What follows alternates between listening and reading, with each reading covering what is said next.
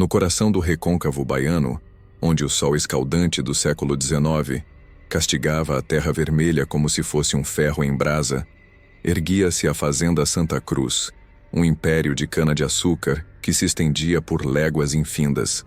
Era o ano de 1845, tempos em que o chicote ainda ecoava mais alto que as leis abolicionistas que sussurravam distantes nas capitais. A Casa Grande, com suas paredes caiadas de cal e varandas de madeira nobre importada de Portugal, dominava o horizonte como uma rainha altiva, enquanto ao fundo, encoberta pela névoa matinal, a senzala se agachava como uma ferida aberta na paisagem. Ali, sob o mesmo céu impiedoso, viviam Sinhá Francisca e sua escrava Joana, duas almas entrelaçadas por correntes invisíveis de ódio e submissão. Sinhá Francisca, uma mulher de 40 e poucos anos, descendente de portugueses que haviam cruzado o Atlântico em busca de ouro e terras, reinava sobre a fazenda com a ferocidade de quem via no suor alheio sua própria glória.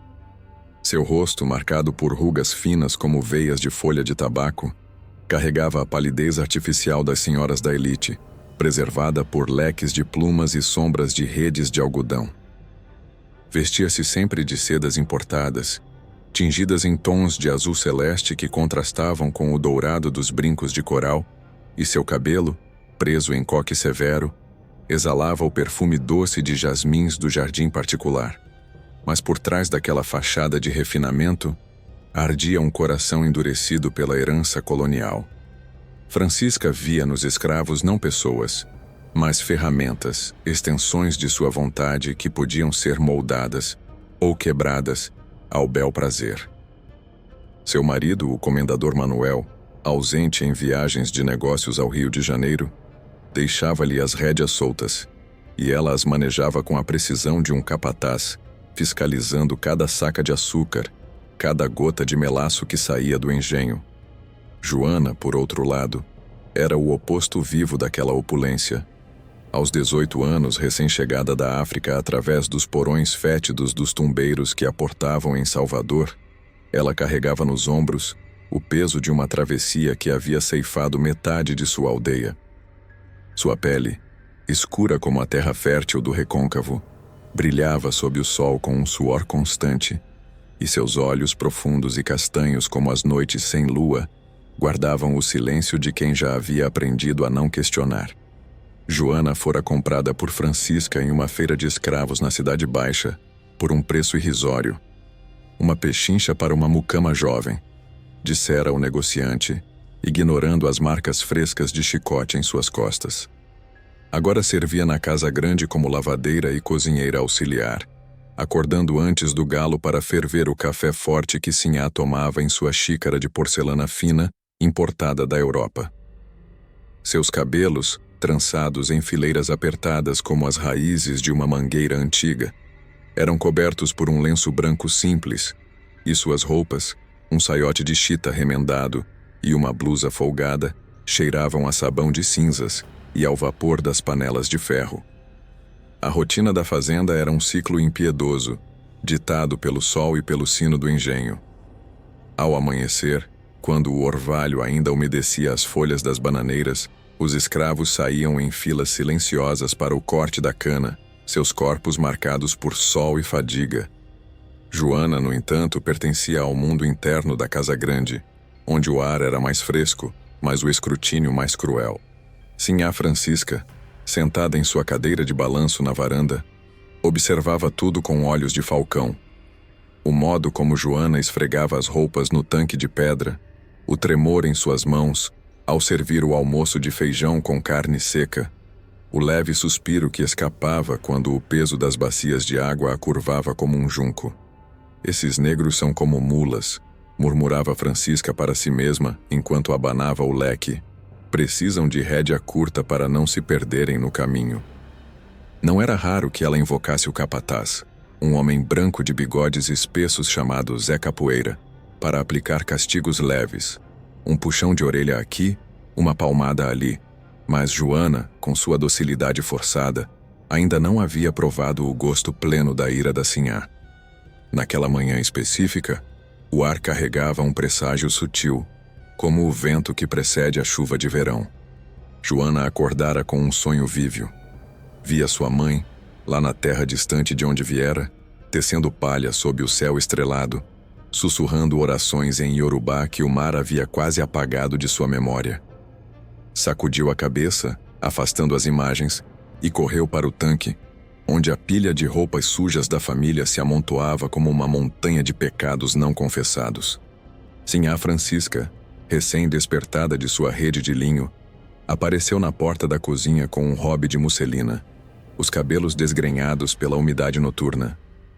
Seus olhos se fixaram em Joana, que se apressava a torcer uma camisa do comendador, as mãos calejadas escorregando na água morna. Mais devagar, sua preguiçosa, resmungou Francisca, a voz cortante como a lâmina de uma foice. Joana baixou a cabeça sentindo o calor subir ao rosto, mas não respondeu. Respostas vinham com preço alto na casa grande. Era assim que os dias se desenrolavam, uma dança de obediência e ressentimento, onde cada gesto de Joana era medido pela régua invisível da Sinhá. A fazenda pulsava com vida própria. Do engenho, distante mas audível, vinham os rangidos das prensas de cana, o vapor quente escapando das caldeiras de cobre e os gritos abafados dos trabalhadores que alimentavam o fogo eterno. Na senzala, as mulheres mais velhas, como a tia Zefa, contavam histórias baixinho ao anoitecer, lendas de orixás que vingavam os oprimidos, mas Joana, presa ao mundo da Sinhá, ouvia apenas fragmentos, carregados pelo vento. Francisca, alheia a esses sussurros, dedicava-se à sua rotina de senhora. Bordava lenços com motivos florais, lia cartas do marido sobre os preços do açúcar em Londres e planejava festas para os vizinhos fazendeiros, onde o rum envelhecido fluía como o suor dos escravos. Em sua mente, a ordem era natural. Deus havia colocado os brancos no topo, os negros no fundo, e qualquer desvio era afronta à criação divina. Mas naquela manhã, enquanto Joana pendurava as roupas no varal de bambu, um erro mínimo escapou. Uma mancha de barro na saia de Sinhá, mal esfregada, que Francisca notou ao se vestir para a missa dominical. O incidente foi pequeno, mas no mundo da casa grande, pequenos erros cresciam como ervas daninhas. Francisca, ao ver a mancha, sentiu uma raiva surda subir pelo peito, como o borbulhar da melaço nas caldeiras. Joana, chamada à sala de visitas, ficou de pé com as mãos cruzadas à frente, o coração batendo como o tambor de candomblé proibido. "Você acha que pode me envergonhar assim?" pensou Francisca, os lábios se apertando em uma linha fina. Ainda não era o dia do fogo, mas a faísca já crepitava no ar úmido da fazenda. Joana, com os olhos baixos, sentia o peso daquela mirada, sabendo que assim aguardava rancores como tesouros, e que um dia eles explodiriam em chamas. A tarde caía sobre a fazenda Santa Cruz como um manto pesado de umidade, o sol poente tingindo as folhas das canas de um vermelho sangue que parecia pressagiar o que estava por vir. No recôncavo baiano de 1845, onde o ar ainda carregava o eco distante dos tambores proibidos das senzalas vizinhas, a casa grande fervilhava com a agitação sutil de um dia comum, ou quase. Sinhá Francisca, após a missa matinal na capela particular da fazenda, onde o padre local havia abençoado as colheitas com água benta e orações em latim, retornara com o humor azedo de quem via pecados em cada sombra. A mancha na saia, aquele borrão marrom de barro seco que Joana não conseguira remover completamente, havia se tornado o centro de seu mundo irritado, um símbolo de desordem em sua vida meticulosamente ordenada. Francisca, caminhando pela sala de jantar com passos firmes que faziam o piso de tacos ranger, sentia o tecido roçar contra a pele, um lembrete constante da negligência da mucama. Joana, por sua vez, prosseguia com as tarefas da tarde, o corpo curvado sobre o tanque de lavar na área externa da casa grande, onde o sol batia impiedoso nas pedras quentes. Suas mãos, enrugadas pelo sabão caseiro feito de gordura de porco e cinzas de lenha, mergulhavam repetidamente na água turva do rio que corria próximo, trazendo consigo o cheiro almiscarado da terra úmida e das raízes de mandioca que os escravos plantavam em suas pequenas roças permitidas. Ela esfregava uma nova pilha de roupas, camisas do comendador, lençóis bordados com iniciais em fio de algodão. Mas sua mente vagava para além das bordas do tanque. Lembrava-se das histórias que tia Zefa contava à noite na senzala, sob o luar filtrado pelas palmeiras. Contos de Iemanjá, a rainha do mar que vingava as filhas ultrajadas, ou de Exu, o mensageiro que virava o jogo dos opressores. Joana não ousava rezar em voz alta. O candomblé era crime punido com o tronco e o chicote. Mas em silêncio, tocava o amuleto escondido sob a blusa, um pequeno colar de contas de semente que sua mãe lhe dera antes da travessia do Atlântico, sussurrando que ele carregava a força dos ancestrais. O erro da manhã, no entanto, pairava como uma nuvem escura sobre Joana. Ela sabia que Sinhá Francisca não esquecia. As senhoras da Casa Grande guardavam rancores como joias em caixas de jacarandá, polindo-os até brilharem com veneno. Quando o sino do almoço tocou, um badalo de bronze pendurado na varanda, ecoando pela fazenda como um chamado divino, Joana correu para a cozinha, onde o fogo de lenha crepitava sob panelas de ferro gongo, fervendo o pirão de milho e a carne de sol salgada que seria servida à mesa da Sinhá. Tia Zefa, a cozinheira principal, uma mulher de 50 anos com cicatrizes antigas nos braços de queimaduras acidentais, observava Joana com olhos cansados, passando-lhe uma concha de madeira. "Cuidado, menina", murmurou baixinho, enquanto mexia o feijão preto. "A Sinhá tá com o diabo nos olhos hoje." Joana assentiu, o coração acelerado, e carregou a bandeja de prata até a sala de jantar, equilibrando pratos de louça fina pintada à mão, importada via navios negreiros que agora fingiam ser mercantes legítimos. Sinhá Francisca já estava à mesa, sozinha exceto pelo som distante do engenho, onde os escravos do campo, homens e mulheres de corpos musculosos, marcados por sol e fadiga, operavam as prensas de madeira e ferro, esmagando as canas com um rangido ritmado que se misturava ao vapor quente das caldeiras. O comendador Manuel permanecia ausente, negociando açúcar em Salvador, deixando Francisca com seu império solitário e sua irritação crescente. Ao ver Joana entrar, com a bandeja trêmula nas mãos, os olhos da Sinhá se estreitaram como fendas em uma porta trancada. A mucama colocou o prato à frente dela, pirão fumegante, carne fatiada e uma fatia de queijo de coalho. Mas no movimento apressado, uma gota de caldo escorregou da concha, salpicando a toalha de linho bordada que cobria a mesa. Foi um acidente mínimo, evaporando quase instantaneamente no ar quente. Mas para Francisca, era a prova final de insolência, o eco da mancha na saia que ainda a incomodava. A raiva de Sinhá Francisca subiu como o borbulhar da melaço no engenho, quente e inescapável. Ela se levantou abruptamente, a cadeira de balanço tombando com um estrondo que ecoou pela casa, e agarrou Joana pelo braço com unhas pintadas de rena, cravando-as na pele escura como garras de ave de rapina. Joana sentiu a dor aguda, um fogo que se espalhava pelo ombro, mas manteve os olhos baixos, o corpo rígido em submissão treinada desde a infância, nos porões dos tumbeiros. Francisca a arrastou até o quintal, passando pela cozinha onde tia Zefa congelou com a colher na mão, o coração apertado em silêncio cúmplice. O terreiro da Casa Grande era um espaço amplo de terra batida, cercado por árvores de jabuticaba cujos frutos maduros caíam como lágrimas escuras, e ali, sob o olhar distante dos escravos que trabalhavam no canavial, a Sinhá desabafou sua fúria. "Você acha que pode me sujar, sua imunda?", pensou ela, a voz interna ecoando como um julgamento, enquanto empurrava Joana contra o tronco de um jambeiro florido, cujas pétalas vermelhas se soltavam ao vento como sangue fresco. O capataz Zé Capoeira, atraído pelo tumulto, aproximou-se trotando do engenho, seu chapéu de palha sujo de melaço e o chicote de couro cru enrolado na cintura como uma serpente adormecida. Ele era um homem branco mestiço, de pele queimada pelo sol e olhos evasivos contratado por Francisca para manter a ordem com punho de ferro. E era conhecido por sua lealdade cega a Sinhá, trocada por rum e uma cabana melhor que a dos escravos. "O que foi agora, Sinhá?" perguntou ele em voz baixa, parando a uma distância respeitosa, mas Francisca não precisava de palavras. Seu gesto era claro. Ela apontou para a mancha imaginária na toalha, ainda fresca em sua mente, e ordenou com um aceno que Zé trouxesse o ferro do ferreiro, aquele usado para marcar o gado no curral, aquecido no fogo da cozinha até brilhar como o sol do meio-dia.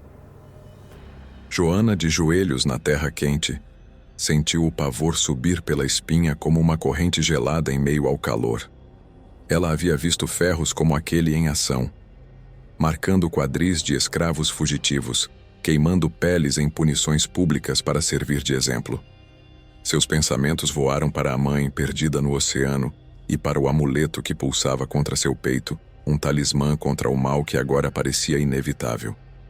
Tia Zefa, espiando da porta da cozinha, cruzou os braços em um gesto protetor, murmurando uma reza baixa a Oxalá, o orixá da paz, mas sem ousar intervir. Intervir custava caro na hierarquia da fazenda. Os outros escravos, ao longe no canavial, fingiam não notar, seus corpos curvados sobre as foices, mas o ar carregava o sussurro de uma injustiça que se acumulava como nuvens de tempestade.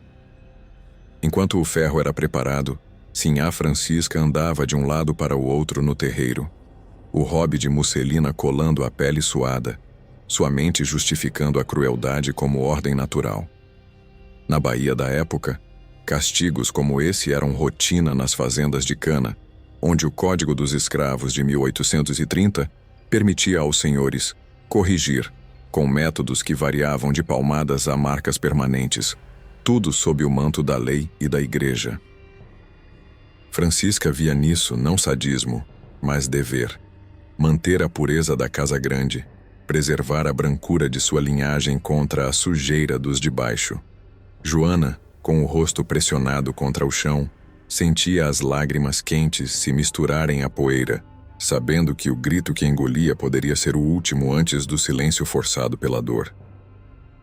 O cheiro de lenha queimando na cozinha se intensificava e, com ele, o prenúncio de algo mais profundo, uma faísca que não se apagaria facilmente, ecoando as lendas de vingança que circulavam nas senzalas como fumaça invisível.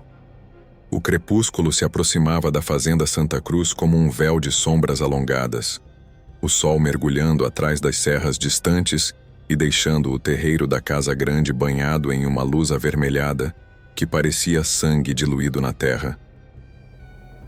No recôncavo baiano de 1845, onde as fazendas de cana operavam como reinos autônomos sob o jugo do império, o ar noturno começava a carregar o cheiro acre de fumaça das fogueiras das senzalas, misturado ao doce persistente do melaço que grudava em tudo como uma maldição pegajosa.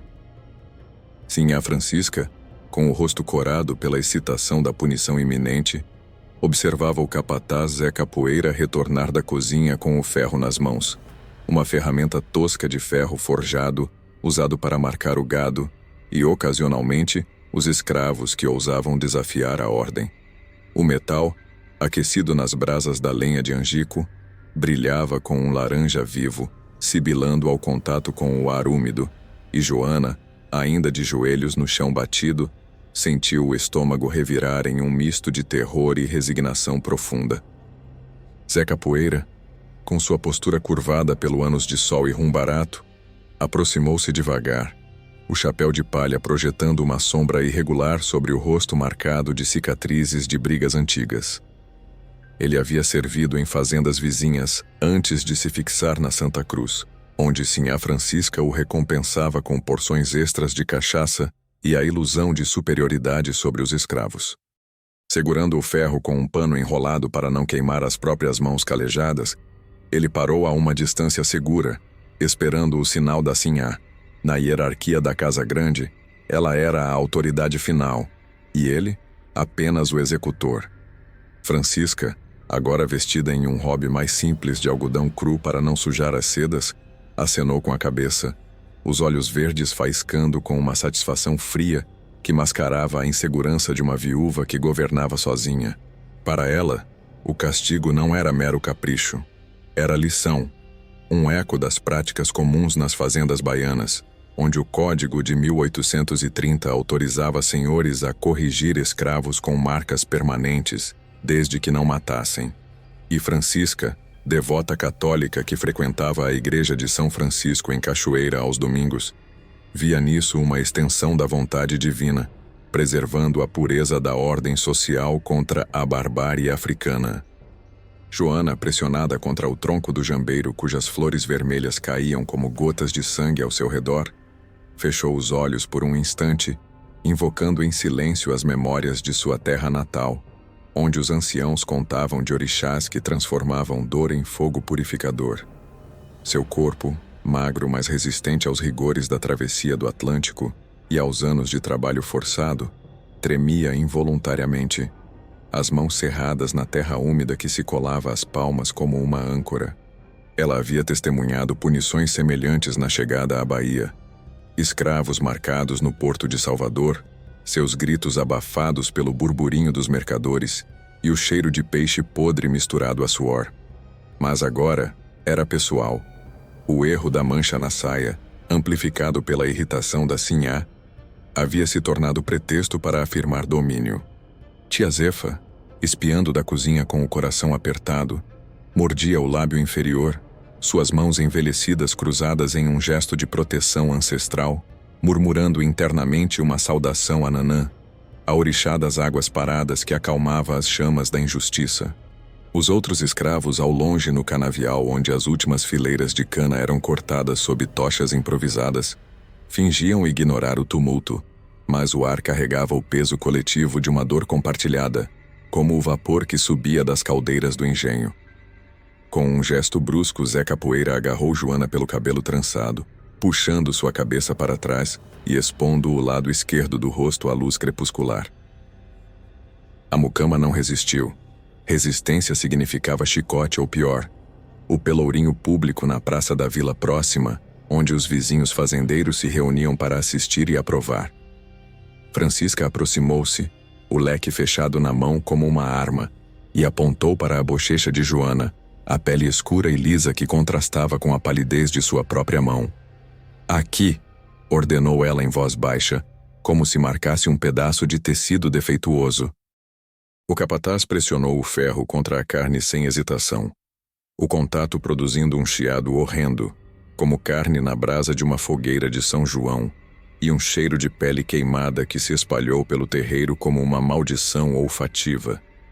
Joana arqueou o corpo em agonia silenciosa, os dentes cerrados para conter o grito que subia pela garganta, lágrimas quentes escorrendo pelo rosto ileso e se misturando à poeira.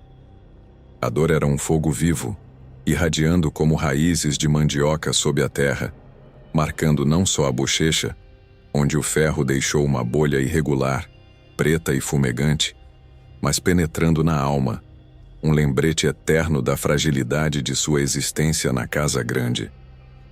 Sinhá Francisca observava com uma satisfação que beirava o êxtase, o peito arfando levemente sob o robe, sentindo o controle restaurado como um bálsamo para sua solidão.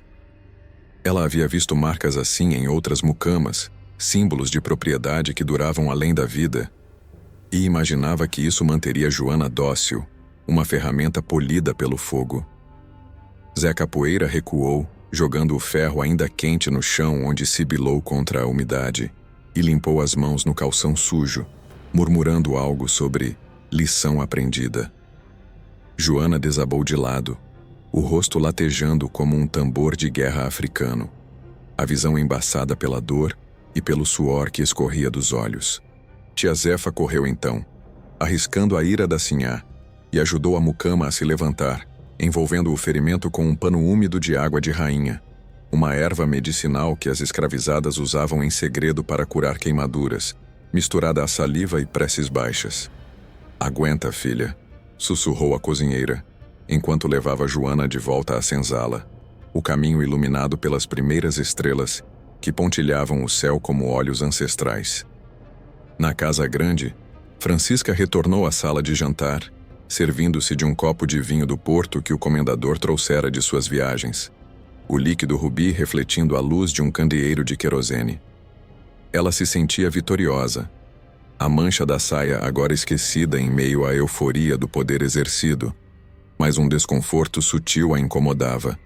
Uma coceira na palma da mão que havia apontado o local da marca, como se o ferro tivesse roçado sua própria pele. Atribuiu ao calor da tarde, abanando-se com o leque, e planejou contar o incidente ao marido em sua próxima carta, descrevendo-o como disciplina necessária. Enquanto isso, na senzala, as mulheres se reuniam em torno de Joana, aplicando cataplasmas de folhas de boldo e murmurando lendas de retaliação. Histórias de sinhás que, após crueldades assim, acordavam com febres inexplicáveis ou visões de rostos queimados em seus sonhos. Joana, com o rosto envolto no pano, tocava o amuleto contra o peito, sentindo uma força quieta crescer em meio à dor. Não ódio, mas uma certeza ancestral de que o fogo dado um dia retorna ao doador. O engenho rangia ao fundo, como um coração mecânico da fazenda, e o primeiro sussurro de algo maior, um engano tecendo sua teia, começava a se formar nas sombras da noite. A noite caía sobre a fazenda Santa Cruz como um cobertor escuro e úmido, pontilhado pelas luzes tremeluzentes das fogueiras na senzala, onde o ar do recôncavo baiano de 1845 se enchia do aroma terroso de folhas secas queimando e do murmúrio baixo das vozes que teciam histórias de sobrevivência.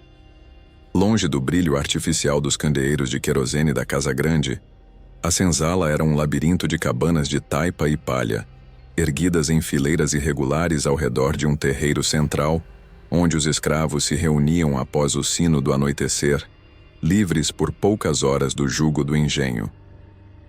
Ali, sob o céu estrelado que parecia testemunhar segredos ancestrais, Joana se deitava em uma esteira de palha trançada, o rosto envolto em um pano úmido que tia Zefa havia impregnado com uma infusão de ervas, folhas de malva e raízes de carapiá colhidas às escondidas no mato próximo, misturadas a um pouco de água benta roubada da capela da fazenda, para aplacar tanto a dor física quanto os espíritos irritados.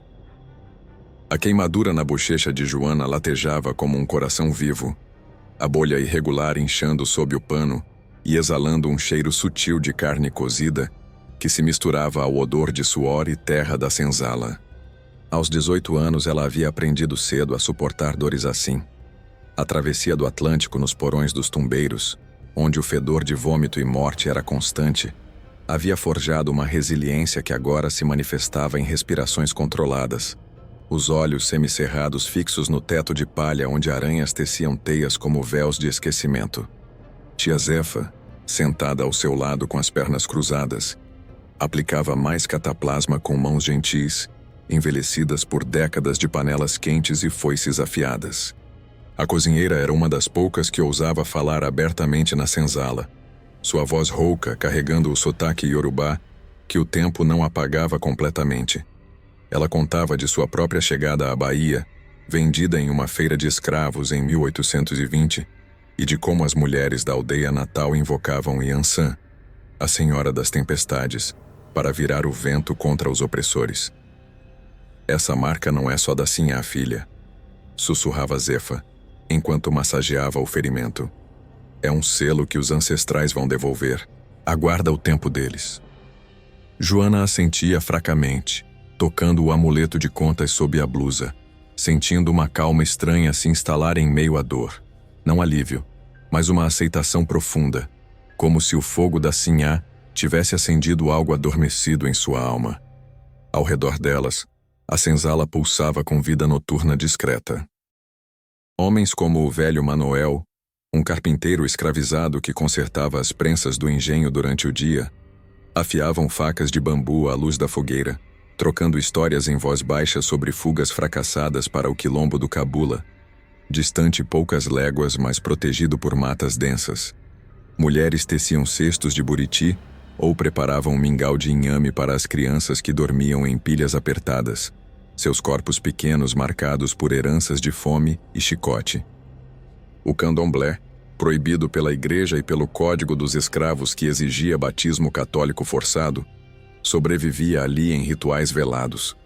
Um toque de atabaque improvisado com couro de cabra, uma saudação murmurada a Oxum para curar as feridas do corpo e do espírito.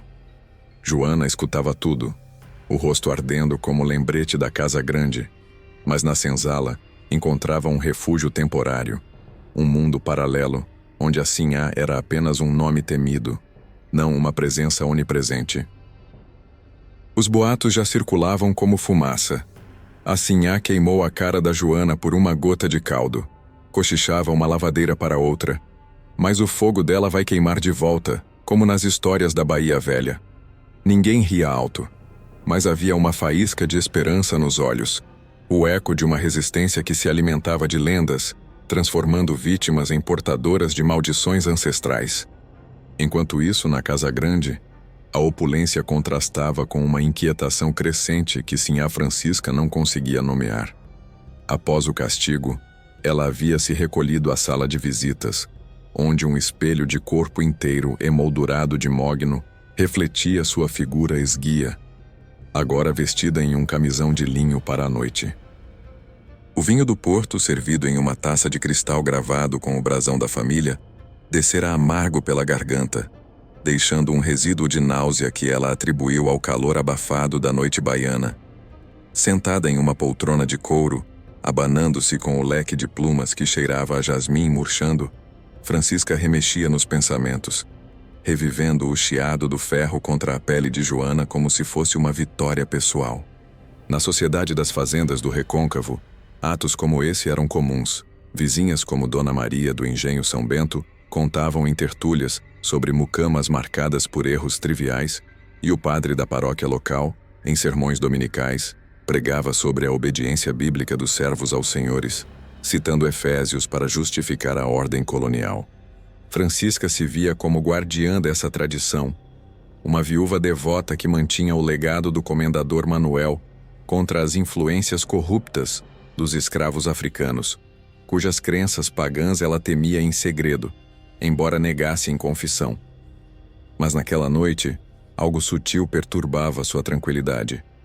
Uma coceira insistente na palma da mão direita, a mesma que havia apontado o local da marca em Joana, se transformava em um formigamento quente, como se brasas invisíveis roçassem a pele pálida. Francisca esfregou a mão contra o braço da poltrona, franzindo a testa ao ver uma vermelhidão leve surgir, sem bolhas ou feridas, mas ardendo como uma lembrança indesejada. Deve ser o suor, pensou ela, levantando-se para acender um incenso de mirra na capelinha particular da casa, onde imagens de santos de gesso olhavam impassíveis das prateleiras. O ar da sala se encheu de fumaça aromática, misturando-se ao cheiro distante de queimado que ainda pairava do terreiro. E Francisca ajoelhou-se brevemente, murmurando uma ave-maria pedindo proteção contra males da carne. No entanto, ao se deitar em sua cama de dossel com mosquiteiro de voile, o sono veio inquieto. Sonhos fragmentados de rostos escuros se aproximando, chamas dançando em sombras que pareciam mãos estendidas e um sussurro inaudível que ecoava como o vento nas canas. Ela acordou suada no meio da noite, a mão latejando, e chamou a outra mucama, uma menina de 10 anos chamada Rita, para trazer água fresca. Mas o desconforto persistia, um prenúncio de que o fogo que ela acendera não se contentaria em queimar apenas a carne alheia. Na senzala, Joana finalmente adormeceu, o pano no rosto agora seco e rígido, enquanto tia Zefa velava ao seu lado, traçando sinais protetores no ar com os dedos. Os boatos se espalhavam para as cabanas vizinhas, chegando aos ouvidos do capataz Zé Capoeira, que bebia cachaça em sua cabana isolada e ria nervoso, dizendo a si mesmo que eram bobagens de negro. Mas na fazenda como um todo, uma tensão sutil se instalava, como o ar antes de uma tormenta de verão. O engenho rangia mais alto no escuro, as canas sussurravam segredos ao vento, e Sinhá Francisca, pela primeira vez, sentia o peso de um engano que começava a se tecer, invisível mas inexorável nas teias da noite baiana. Os dias se arrastavam na fazenda Santa Cruz como o melaço grosso que escorria das prensas do engenho. Lento e pegajoso, sob o sol implacável do recôncavo baiano, em 1845, onde o ciclo das colheitas de cana ditava o tempo dos homens e das máquinas. Uma semana após o castigo no terreiro, Joana permanecia confinada à senzala, uma punição implícita que sinhá Francisca impusera sem palavras. A mucama não mais entrava na casa grande, relegada a tarefas pesadas no canavial, onde o ar quente carregava o pó doce das folhas cortadas e o zumbido incessante das abelhas atraídas pelo suco das canas. Sua bochecha, agora uma crosta escura e irregular que puxava a pele ao sorrir ou falar, tornara-se um estigma visível, um mapa de dor que os outros escravos tocavam com olhares de compaixão velada. Aos 18 anos, Joana movia-se com uma lentidão forçada, o corpo curvado sobre a enxada que arrancava ervas daninhas entre as fileiras verdes, sentindo o latejar constante do ferimento como um eco do ferro que o causara. O amuleto de contas, ainda escondido sob a blusa de chita remendada, parecia mais pesado agora, um talismã que absorvia sua dor e a transformava em uma quietude profunda, como se os ancestrais sussurrassem paciência em meio ao suor que escorria por sua testa. Na senzala, à noite, Joana encontrava consolo nas rotinas coletivas que teciam a teia da sobrevivência. Tia Zefa, com sua sabedoria forjada em décadas de senzalas semelhantes, trocava o pano no ferimento diariamente, aplicando agora uma pasta de argila vermelha misturada a mel de abelhas silvestres, remédios ancestrais, passados de mãe para filha nos porões dos tumbeiros, que curavam a carne mas não apagavam a memória. As mulheres se reuniam em torno da fogueira central, tecendo redes de algodão cru, ou moendo farinha de mandioca em pilões de madeira oca, e Joana, sentada à parte, ouvia as histórias que ganhavam contornos novos desde o incidente. Assim sentiu o ferro na mão dela mesma, contava o velho Manuel, o carpinteiro, afiando uma lâmina à luz das chamas, sua voz baixa como o vento nas palmeiras. Os boatos, alimentados por olhares furtivos do capataz Zé Capoeira, que rondava as cabanas à procura de rebeliões, falavam de uma maldição iorubá. O fogo dado a uma filha de África retornava ao doador como brasas invisíveis, queimando de dentro para fora.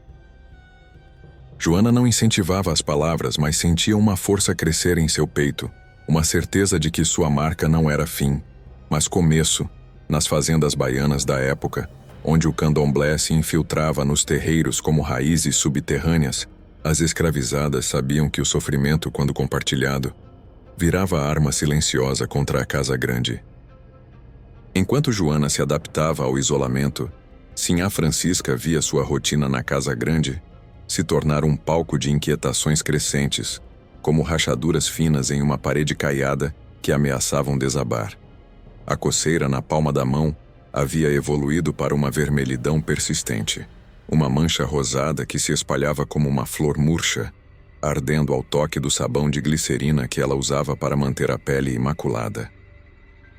Francisca, agora evitando espelhos por medo do que via, linhas de fadiga que não estavam ali antes, passava os dias na varanda de madeira polida, supervisionando o trabalho à distância com um binóculo de latão que o comendador trouxera de Salvador.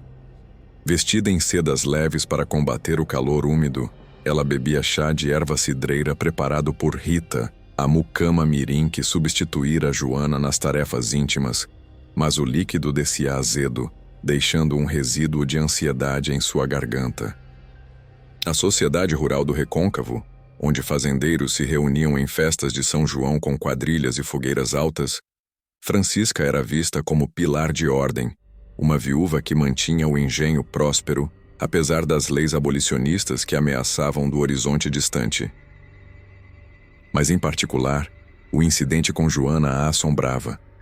Sonhos recorrentes a acordavam suada, visões de uma figura escura com o rosto marcado se aproximando na escuridão da casa, o cheiro de pele queimada impregnando os lençóis de linho. «É o diabo dos negros», murmurava ela para si mesma, atribuindo à influência pagã que o padre da paróquia alertava em sermões sobre a contaminação africana nas senzalas. Os boatos da senzala começaram a infiltrar-se na casa grande como fumaça de cigarro de palha, carregados pelos escravos que serviam as refeições ou limpavam os estábulos. Zé Capoeira, bebendo mais cachaça do que o usual em sua cabana à margem do canavial, contava a Francisca durante as rondas noturnas: "Os pretos andam falando de maldição, sinhá, dizendo que o ferro volta para quem manda." Ele ria, mas seus olhos evasivos traíam o desconforto. Como mestiço branco, ele navegava entre mundos, temendo tanto a ira da sinhá quanto as lendas que circulavam nas fogueiras. Francisca dispensava as palavras com um aceno do leque, invocando sua fé católica. Visitava a capelinha particular 2 vezes ao dia, acendendo velas de cera de abelha para Santa Luzia, padroeira dos olhos e da visão clara, pedindo proteção contra ilusões demoníacas. No entanto, a inquietação se agravava. Uma febre baixa a deixava prostrada em afternoons, o corpo quente como se brasas internas a consumissem. E ao lavar o rosto em uma bacia de porcelana, notava uma sensibilidade nova na pele das bochechas, como se o toque da água evocasse o chiado do ferro. Cartas do comendador Manuel chegavam por cavaleiro, trazendo notícias de preços altos para o açúcar em Lisboa. Mas Francisca respondia com linhas vagas, omitindo o mal-estar que atribuía a calores da estação, temendo parecer fraca aos olhos do marido ausente. Na fazenda como um todo, a tensão se espessava como o ar antes da chuva de verão. Os escravos no engenho trabalhavam com olhares trocados, o rangido das prensas ecoando como um lamento mecânico, enquanto Joana, no canavial, cortava canas com uma foice cega, o suor lavando a crosta da marca e revelando uma pele rosada por baixo. Cura lenta, mas visível, um testemunho de resiliência que contrastava com a fragilidade crescente da sinhá. Tia Zefa, ao passar pão de milho para Joana ao entardecer, sussurrava atualizações. A sinhá tá pálida, com a mão inchada como se tivesse sido picada por abelha venenosa. Joana assentia em silêncio, sentindo o amuleto pulsar contra o peito, uma conexão invisível que ligava sua dor à da opressora. Francisca, da varanda, observava o horizonte onde as canas ondulavam como um mar verde, ignorando o formigamento que agora subia pelo braço, um engano se enraizando em sua carne como erva daninha. O fogo que ela acendera começava a lamber suas próprias bordas, tecendo uma teia de retaliação que nem a casa grande poderia conter. O sol do meio-dia castigava a fazenda Santa Cruz, com uma intensidade que parecia conspirar contra os vivos, filtrando-se através das nuvens esparsas do recôncavo baiano em 1845 e transformando o ar em uma sopa quente de umidade e poeira doce das canas maduras. 2 semanas após o ferro tocar a pele de Joana, a fazenda pulsava com uma rotina aparente de normalidade, o engenho rangendo dia e noite, os escravos curvados em fileiras intermináveis no canavial, o sino da casa grande marcando as horas como um relógio impiedoso. Mas por baixo daquela superfície, correntes invisíveis se moviam, tecendo laços de resistência na senzala e isolamento na casa grande. Sinhá Francisca, agora uma sombra de sua antiga altivez, passava as manhãs confinada ao quarto principal, as cortinas de musselina fechadas contra a luz que irritava sua pele cada vez mais sensível. A vermelhidão na mão havia se espalhado para o antebraço, uma mancha irregular que coçava como se insetos invisíveis marchassem sob a superfície, e uma febre intermitente a deixava prostrada em sua cama de dossel, o corpo suado encharcando os lençóis de algodão egípcio importado.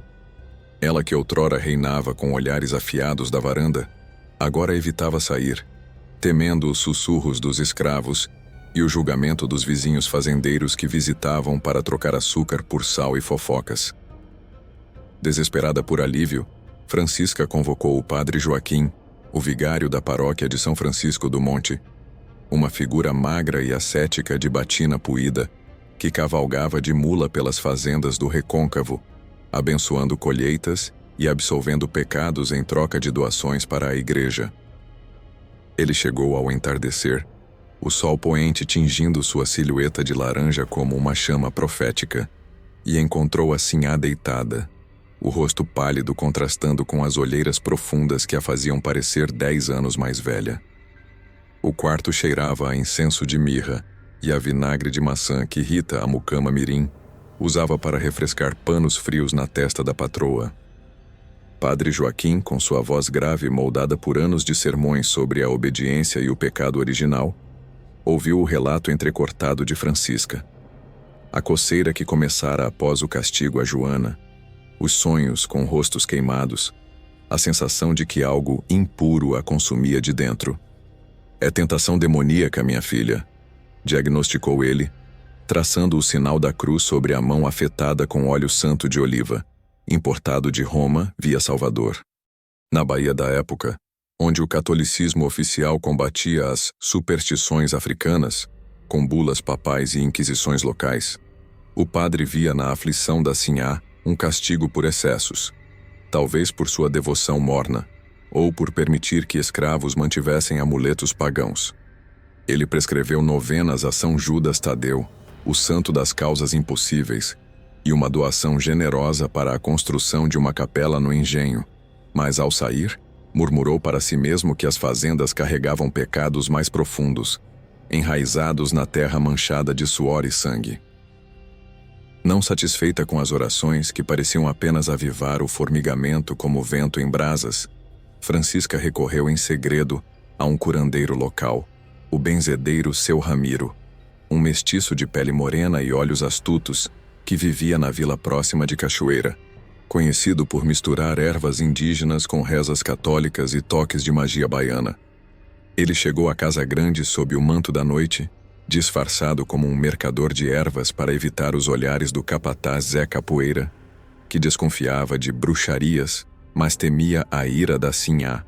Seu Ramiro, com mãos calejadas de colher raízes no mato, examinou a mancha na pele de Francisca à luz de um candeeiro de barro, farejando o ar como um cão de caça. "Isso não é doença comum, Sinhá", disse ele em voz baixa, sua voz carregando o sotaque do sertão baiano. "É como se o fogo de alguém tivesse voltado para a casa errada. Precisa de banho de folhas para limpar o mal." Ele preparou uma infusão de guiné e arruda, ervas que as benzedeiras usavam desde os tempos coloniais para afastar o mal-olhado, e fez Francisca mergulhar a mão em uma bacia de água com sal grosso, murmurando orações a São Cipriano, misturadas a invocações veladas a Exu, o orixá das encruzilhadas que os curandeiros invocavam em segredo. Na sociedade rural do Recôncavo, onde o sincretismo religioso era a norma, católicos frequentando terreiros de candomblé disfarçados de festas de santo, Seu Ramiro navegava esses mundos com habilidade, mas ao ver a mancha pulsar sob a água, sentiu um arrepio. "Cuidado, Sinhá. O que se dá em ferro, volta em ferro quente." Francisca dispensou-o com moedas de prata, mas o banho trouxe apenas alívio temporário, deixando-a mais isolada, trancada em seu quarto com Rita como única companhia, recusando visitas e cartas, o mundo da Casa Grande encolhendo como uma concha ao seu redor.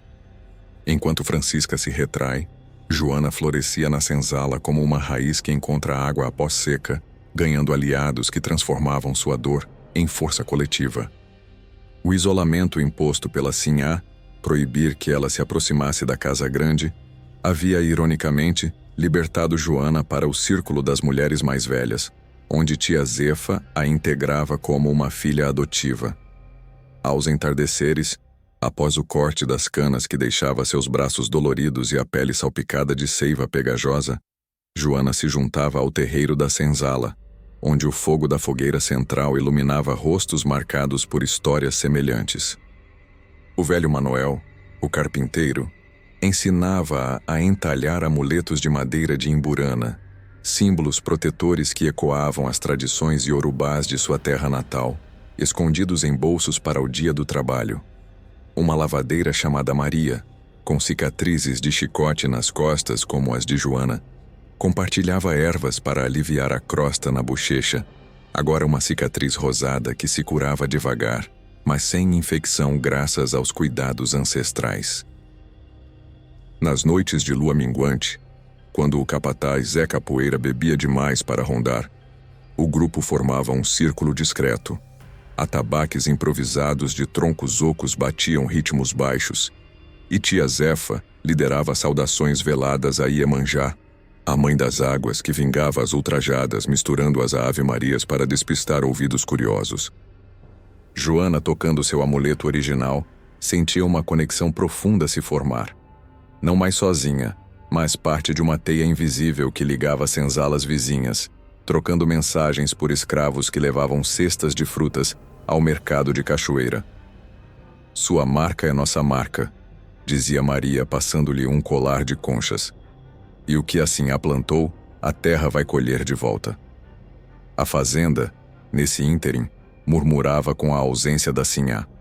Zé Capoeira, sobrecarregado com tarefas extras, resmungava sobre mulher fraca, enquanto chicoteava mais forte no canavial, mas até ele notava os olhares dos escravos, mais firmes, menos curvados, e evitava rondar a senzala à noite, temendo os boatos de espíritos vingadores que agora incluíam visões de uma mulher queimada assombrando a casa grande. Francisca, em seu isolamento, sentia a mancha evoluir. Bolhas minúsculas surgindo na bochecha esquerda, espelhando o local da marca de Joana, ardendo como se um ferro invisível roçasse a pele. O curandeiro, seu Ramiro, havia alertado, mas ela ignorava, atribuindo a febre que a deixava delirante, sonhando com chamas que lambiam sua própria face. O comendador Manuel, em carta recente, prometia retorno em breve, mas Francisca respondia com atraso, o engano se aprofundando como raízes sob a terra. O fogo que ela acendera isolava-a não só fisicamente, mas da própria vida que construíra, enquanto na senzala, Joana e seus aliados teciam uma resiliência que crescia na sombra, pronta para o retorno inevitável. O ar do recôncavo baiano carregava uma umidade densa no final de 1845, como se o próprio céu conspirasse para abafar segredos, enquanto a fazenda Santa Cruz se preparava para o retorno do comendador Manuel, anunciado por uma carta entregue por um cavaleiro exausto que trouxera notícias de Salvador. 3 semanas após o castigo a Joana, a Casa Grande fervilhava com uma atividade forçada. Rita, a mucama mirim, corria de um lado para o outro limpando o piso de tacos com vinagre diluído, enquanto escravos do engenho eram chamados para polir os talheres de prata e estender redes novas nas varandas, tudo sob o olhar atento do capataz Zé Capoeira, que resmungava sobre o trabalho dobrado, mas obedecia à urgência da sinhá. Sinhá Francisca, agora uma prisioneira em seu próprio quarto, sentia o pavor crescer como a mancha em sua pele. As bolhas na bochecha esquerda haviam inchado, formando uma crosta irregular que espelhava de forma perturbadora a marca de Joana, ardendo com um calor interno que nenhum banho de ervas aplacava. Ela se maquiava com pós de arroz e betume para disfarçar o ferimento, vestindo um robe de seda escura que cobria os braços. Mas o espelho de mogno traía a verdade. Seu rosto, outrora símbolo de autoridade, agora carregava linhas de sofrimento que a faziam encolher como uma flor murcha sob o sol implacável. O comendador Manuel chegou ao amanhecer de um sábado, montado em um cavalo baio importado de Minas Gerais. Sua figura robusta de 50 anos, vestida em colete de linho e calças de brim, o chapéu de feltro sujo de poeira da estrada. Ele era um homem prático, moldado pelas negociações de açúcar em portos como o de Salvador, onde o comércio negreiro ainda pulsava apesar das leis inglesas que o combatiam, e esperava encontrar a fazenda em ordem perfeita, safra colhida, senzalas controladas, e a esposa reinando com a eficiência de sempre. Ao descer no terreiro, onde o jambeiro florido ainda testemunhava o castigo passado, foi recebido por Zé Capoeira com reverências, mas notou imediatamente a ausência de Francisca na varanda. "Onde está a sinhá?" perguntou ele, a voz grave ecoando como o sino do engenho, enquanto desamarrava as malas cheias de tecidos e livros de contabilidade. O capataz gaguejou, mencionando uma indisposição passageira, mas Manuel, com sua intuição de fazendeiro experiente, franziu o senho e subiu as escadas de madeira rangente. O cheiro de melaço grudado em suas roupas misturando-se ao incenso que Francisca queimava incessantemente para mascarar o odor sutil de queimado que pairava no ar. No quarto, o reencontro foi tenso como uma corda esticada. Francisca, sentada na cama com as mãos escondidas no colo, tentou sorrir ao ver o marido, mas o gesto puxou a crosta na bochecha, enviando uma pontada de dor que a fez piscar. Manuel, aproximando-se com um beijo na testa que cheirava a rum e estrada, notou a palidez e a maquiagem mal disfarçada. "O que houve, mulher? Você parece ter visto o diabo", disse ele, sentando-se na poltrona e acendendo um charuto de tabaco enrolado em palha, o fumo enchendo o quarto com uma névoa azulada. Francisca, relutante, revelou a mão primeiro. A mancha agora cobria o antebraço como uma tatuagem viva, vermelha e bolhosa. E então, virando o rosto, mostrou a bochecha afetada, as bolhas transudando um líquido claro que manchava o lenço de musselina. Manuel recuou, os olhos arregalados em uma mistura de preocupação e irritação, tocando o ferimento com a ponta dos dedos calejados. Na elite rural baiana, onde doenças eram vistas como fraqueza ou castigo divino, ele via nisso uma ameaça ao legado da fazenda. Isso começou quando? Após o que com aquela mucama? Os pretos andam falando de feitiçaria e você me deixa com a casa em desordem? Francisca defendeu-se com sussurros, culpando o calor e os males da estação. Mas Manuel convocou o padre Joaquim novamente, que chegou à tarde com seu estojo de relíquias, aspergindo água benta e pregando sobre possessão, enquanto o comendador ordenava que Zé Capoeira reforçasse as patrulhas na senzala, temendo rebelião. A maldição, agora visível para outros, isolava Francisca ainda mais. Manuel dormia em quarto separado, evitando o toque da esposa, e os escravos da Casa Grande trocavam olhares nervosos, sussurrando que o ferro da sinhá voltou para ela. Enquanto a Casa Grande se fechava em segredos e desconfianças, a senzala se abria como um ventre protetor sob a lua cheia de novembro, quando as tradições baianas permitiam rituais disfarçados de festas católicas. Joana, cuja cicatriz na bochecha havia se transformado em uma marca rosada e endurecida, um selo de sobrevivência que ela agora tocava com orgulho velado, foi convidada para um círculo secreto no terreiro central, longe dos olhos do capataz. Tia Zefa, como mestra de cerimônias, preparara o espaço com folhas de dendezeiro espalhadas no chão de terra batida, velas de cera de abelha roubadas da capela da fazenda acesas em pratos de barro, e um caldeirão de água com ervas onde flutuavam flores de pitanga vermelhas como sangue. O ritual, um sincretismo típico do recôncavo onde o candomblé se vestia de Nossa Senhora da Conceição para despistar a igreja, começava ao anoitecer. As mulheres, Maria a lavadeira, uma parteira chamada Lúcia e outras 10, formavam um semicírculo, batendo palmas ritmadas que ecoavam como o coração da terra. Joana, no centro, despiu a blusa superior para expor a cicatriz, sentindo o ar noturno acariciar a pele marcada como uma bênção. Tia Zefa, com um colar de contas azuis de Oxalá ao pescoço, derramou água do caldeirão sobre a marca, murmurando saudações em Iorubá, misturadas a ladainhas católicas. Mãe Iemanjá, lave essa dor e devolva ao mar do opressor. Santa Ana, guarde a filha e queime o mal na raiz. O grupo respondia em coro baixo, passando a Joana um pano branco tingido de azul, símbolo de proteção, enquanto o velho Manuel vigiava as bordas do terreiro, alertando para qualquer sombra do capataz.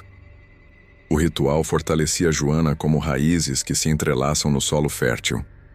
Ela sentia a dor residual da cicatriz se dissipar no calor das vozes coletivas, o amuleto em seu peito vibrando como se os ancestrais respondessem à invocação. Nas senzalas do recôncavo, esses encontros eram comuns, especialmente em épocas de lua cheia, quando as marés altas simbolizavam a força de Iemanjá e serviam não só para a cura, mas para tecer alianças, mensagens sobre fazendas vizinhas, ervas raras trocadas por favores, e planos velados de resistência que ecoavam os quilombos distantes como o da campanha. Joana emergiu do círculo renovada, a marca agora um emblema de poder, e sussurrou a tia Zefa sobre os boatos da Casa Grande. A Sinhá tá marcada igual a mim. Dizem que o marido a evita. Zefa assentiu, os olhos brilhando à luz das velas. O engano dela tá se mostrando, filha. O que se semeia em fogo, colhe em cinzas. O grupo se dispersou ao som distante do engenho, mas a energia permanecia, uma teia invisível que ligava Joana aos outros, transformando sua solidão em solidariedade profunda. Na Casa Grande, o retorno de Manuel agravava o isolamento de Francisca. Ele, após consultar o curandeiro seu Ramiro em segredo, que diagnosticou mal feito e prescreveu mais banhos de sal, mas recusou-se a voltar. Mantinha distância, focando no engenho e nas contas, enquanto a Sinhá se trancava com febre alta, as bolhas agora infeccionadas e exalando um cheiro azedo que Rita limpava com tremores. Os escravos notavam tudo. Um lavador de louça viu a crosta da Sinhá pela fresta da porta e correu para contar na senzala, alimentando os sussurros de que a maldição era real, um retorno poético do ferro. Francisca, delirante em sua cama, sonhava com chamas que consumiam a Casa Grande, acordando gritando por água, sentindo o engano se fechar como uma armadilha. O marido que voltara para salvá-la agora a via como fardo, e a fazenda, outrora seu trono, tornava-se prisão de sua própria crueldade. A lua minguante de dezembro pairava baixa sobre a fazenda Santa Cruz, lançando sombras longas e irregulares sobre o recôncavo baiano em 1845, onde o fim da safra de cana deixava o ar mais fresco, mas carregado de uma tensão palpável como o vapor das caldeiras frias do engenho. 4 semanas após o ferro queimar a bochecha de Joana, a maldição que sussurrava nas senzalas agora se manifestava em carne viva na Casa Grande, transformando Sinhá Francisca em uma figura espectral que mal se reconhecia nos espelhos embaçados de seu quarto. As bolhas na bochecha haviam rompido, deixando uma ferida aberta e supurante que exalava um pus amarelado, espelhando com precisão cruel a marca inicial de Joana. A pele pálida da Sinhá, outrora imaculada como porcelana europeia, agora se avermelhava e descamava em camadas finas, ardendo com um fogo interno que a febre alta alimentava como lenha seca. Francisca passava os dias encolhida na cama de dossel, os lençóis manchados de suor e remédios caseiros, recusando comida e murmurando preces entrecortadas à Santa Rita de Cássia, padroeira das causas impossíveis. Mas o alívio vinha em ondas fugidias, seguidas por acessos de dor que a faziam arranhar as paredes de taipa com unhas quebradas. O comendador Manuel, agora uma presença constante mas distante, observava a esposa com uma mistura de pena e frustração prática. Na elite rural baiana, onde a saúde da Sinhá era pilar da família, ele via nisso uma ameaça ao casamento arranjado e ao fluxo do açúcar para os mercados de Lisboa. O agravamento culminou em uma manhã chuvosa, quando a febre de Francisca atingiu um pico que a deixou delirante, gritando por água e alucinando com visões de uma figura escura. Joana, com o rosto marcado brilhando como brasa, se aproximando para retribuir o ferro. Manuel, consultando o padre Joaquim pela 3ª vez em uma semana, ouviu o veredito sombrio. É possessão, comendador. Os escravos trouxeram o mal da África, e só um exorcismo ou separação pode salvar. Irritado com as superstições que ameaçavam sua fazenda, Manuel decidiu confrontar a raiz do problema. Ordenou a Zé Capoeira que trouxesse Joana da senzala para a Casa Grande, sob pretexto de interrogatório, mas com a intenção velada de forçar uma confissão de feitiçaria que justificasse uma punição coletiva. O capataz, relutante mas obediente, arrastou Joana do canavial onde ela cortava as últimas canas.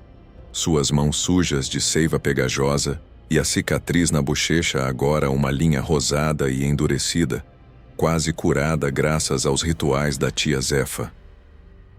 Joana caminhou em silêncio pelo caminho de terra vermelha, o coração batendo firme mas sem medo. Os aliados na senzala a haviam preparado, sussurrando que o retorno do mal era obra dos ancestrais e que sua presença na Casa Grande poderia ser o catalisador final. A confrontação se deu na sala de visitas da Casa Grande, um espaço amplo com paredes caiadas e móveis de jacarandá polido, onde o ar úmido da chuva infiltrava-se pelas janelas entreabertas, misturando-se ao cheiro azedo da ferida de Francisca.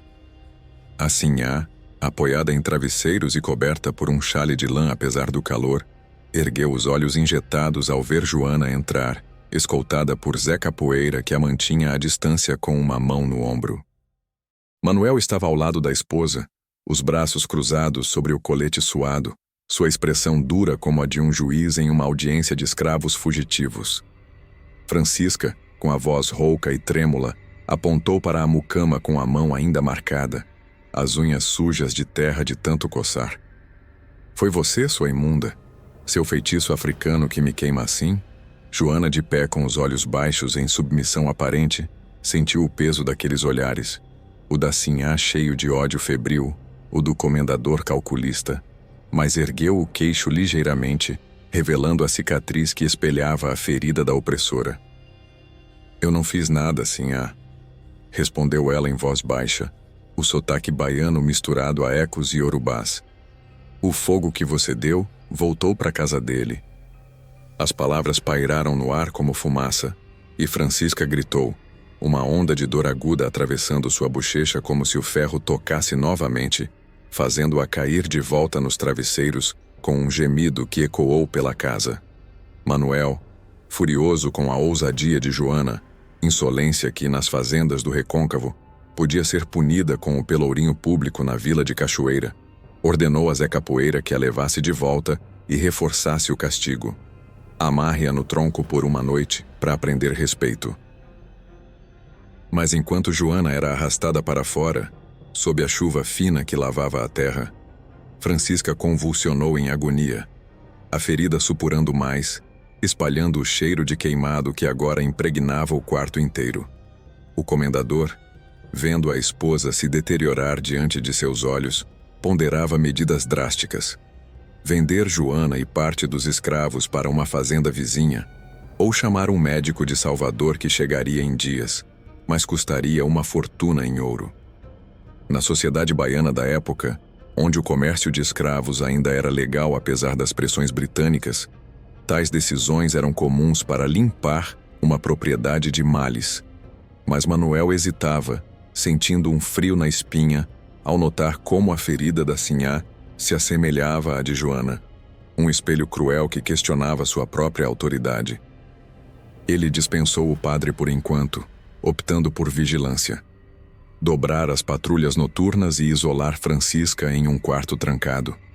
Mas o confronto havia acendido uma faísca, revelando que o engano da sinhá não era só físico, mas um colapso de seu mundo de poder.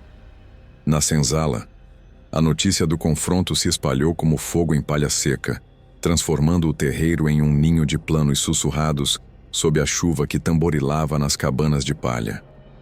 Tia Zefa reuniu o círculo das mulheres, Maria, Lúcia e agora mais 5, incluindo um jovem carregador chamado Pedro, ao redor de uma fogueira abafada para não atrair o capataz.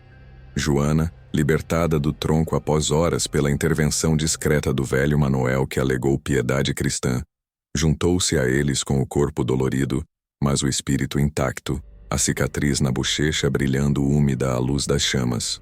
A sinhá gritou como se eu tivesse tocado ela, contou Joana, tocando o amuleto que pulsava quente contra o peito. Tia Zefa, com olhos sábios, assentiu. Os orixás ouviram nosso ritual. Agora é hora de ações pequenas, mas firmes. Os planos eram sutis, enraizados na resistência cotidiana das senzalas baianas. Sabotagens leves no engenho, como soltar uma prensa para atrasar a moagem do açúcar, espalhar ervas de arruda nos caminhos da Casa Grande para afastar o mal da sinhá e trocar mensagens com senzalas vizinhas via cestas de frutas levadas ao mercado, alertando sobre a fraqueza da fazenda. Pedro, com sua força de carregador, sugeriu distrair Zé Capoeira com rum envenenado de ervas soníferas enquanto Maria planejava roubar pós de enxofre da cozinha para acentuar o cheiro de queimado na casa grande. Não era rebelião aberta, perigosa sob o Código dos Escravos que punia quilombos com execuções, mas uma erosão lenta, como o rio que desgasta a rocha, fortalecida pela certeza de que a maldição de Joana enfraquecia o opressor de dentro. Enquanto a chuva cessava e a lua minguante se escondia atrás de nuvens, Francisca jazia em seu quarto trancado, a ferida latejando em sincronia com o coração da fazenda, sentindo o isolamento se fechar como uma rede. Manuel do corredor ouvia seus gemidos e ponderava vender a terra inteira, mas o confronto com Joana plantara dúvida.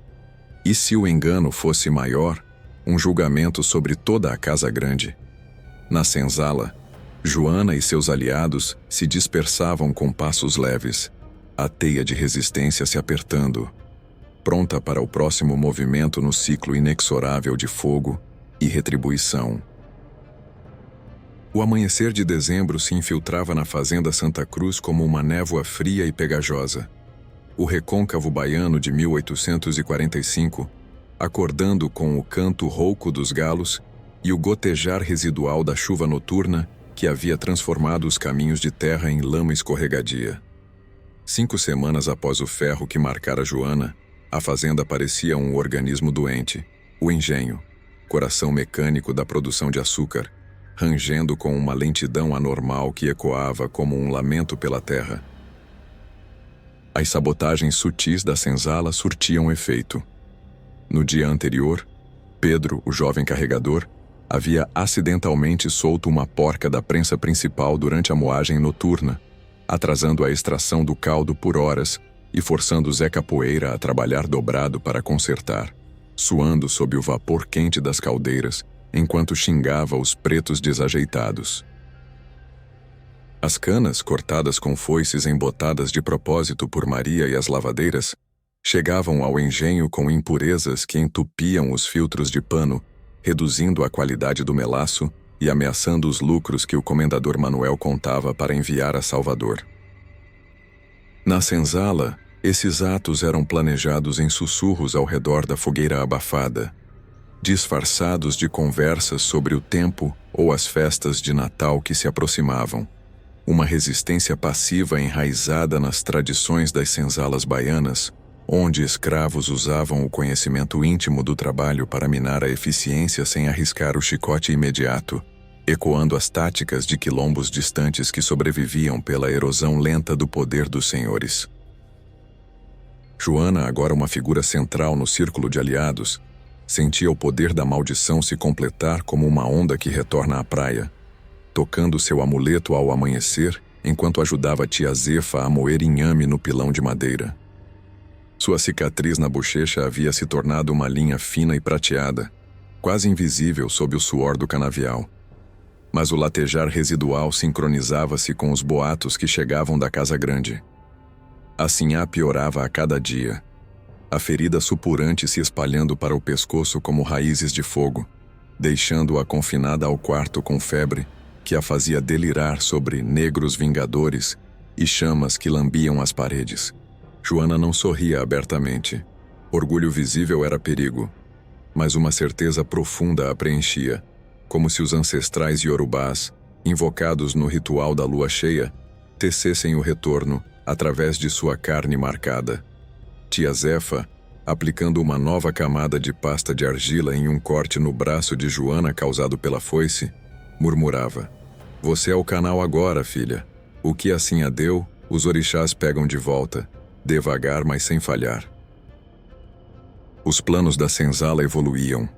Lúcia, a parteira, espalhara arruda e guiné nos poços de água da casa grande, ervas que causavam náuseas sutis nos moradores. Manuel sabotara uma roda do moinho, forçando paradas que custavam dias de produção. E Pedro trocara mensagens com uma senzala vizinha no Engenho da Cruz, prometendo ervas mais potentes para acelerar o mal. Joana participava ativamente, carregando cestas de cana com ervas escondidas para os trabalhadores do engenho, sentindo o peso da teia coletiva como uma armadura invisível contra o isolamento que outrora a sufocara. Na casa grande, Os efeitos das sabotagens se somavam ao colapso de Sinhá Francisca, transformando o lar em um casulo de desordem e desconfiança. A ferida na bochecha havia evoluído para uma úlcera aberta, a pele descamando em flocos que Rita limpava com panos embebidos em vinagre, mas o cheiro de podridão persistia, impregnando as cortinas de musselina e fazendo Manuel tapar o nariz ao entrar no quarto. Francisca, reduzida a uma silhueta magra sob os lençóis, gemia em febre alta, alucinando com visões de Joana rindo em meio a fogueiras, o braço marcado coçando como se formigas de fogo marchassem sob a pele. O comendador, pressionado pelos atrasos no engenho, sacas de açúcar mofando nos armazéns por causa da moagem lenta, e relatórios de Zé Capoeira culpando preguiça dos pretos, via nisso uma conspiração maior, um mal africano que ameaçava sua fortuna. Na elite rural baiana, onde fazendas como a Santa Cruz dependiam da mão de obra escrava para competir nos mercados internacionais, tais crises eram comuns, mas Manuel, pragmático como sempre, decidiu buscar ajuda externa. Enviou um mensageiro a cavalo para a cachoeira, convocando o médico da vila, Dr. Álvaro, um português formado em Coimbra, que chegaria em 2 dias com seus instrumentos de metal e frascos de láudano. Enquanto isso, consultou o curandeiro seu Ramiro novamente, que chegou disfarçado à noite e examinou Francisca à luz de um candeeiro, franzindo o senho ao ver a úlcera espelhada na marca de Joana.